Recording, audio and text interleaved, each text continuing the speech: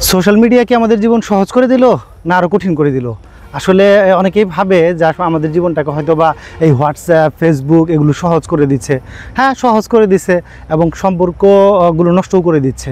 যেমন ধরুন, এখন অনেকে দেখা হলে কথা বলে না, দেখা যাচ্ছে যে বাসায় গিয়ে সে হোয়াটসঅ্যাপে অথবা মেসেঞ্জারে বলছে, বন্ধু আজকে তো তোরা দেখলাম বাজারে। তো বাজারে দেখলি তুই ডাক দিবি না? তুই বাজারে দেখলি বা চুপ করে এসে বাসায় গিয়ে বাসায় পৌঁছে তারপরে তুই হোয়াটসঅ্যাপে নক দিচ্ছিস যে তোরে বাজারে দেখলাম। দেখুন, আসলে সম্পর্কটা অনেক অনেক অনেক বন্ধু আছে যাদের সাথে হয়তো বা একটু কথা হতো, সেটিও যেন এখন নষ্ট হয়ে যাচ্ছে। ঈদের সময় বিভিন্ন গ্রিটিংস পাঠাতো, কার্ড দিত বন্ধুরাও বন্ধুদের, তো সেটিও নষ্ট হয়ে গেছে। দেখা যাচ্ছে যে একে অন্যের সাথে বেড়ানো বা দেখা করাও কমে যাচ্ছে। দেখা যাচ্ছে একটু ভিডিও কল দিয়েই তো কাজ সেরে নিচ্ছে।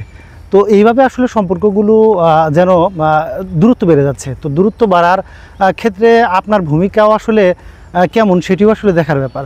আপনি আপনি একটু হোয়াটসঅ্যাপে আপনার বন্ধুকে একটি মেসেজ দিয়ে ঈদ মোবারক জানিয়ে দিলেন, আর কোনো খবর নিলেন না, এটি আসলে খুবই খারাপ। একটা সময় ছিল, আমরাও এখন আসলে অতটা হয় না, এই সোশ্যাল মিডিয়ার কারণে আসলে হয় না।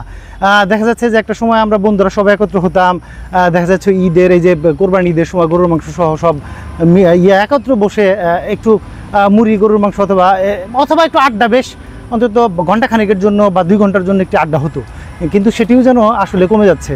তো সামাজিক মিডিয়াগুলো, এগুলো যেন আমাদের সামাজিকতাটাকে কমিয়ে দিচ্ছে।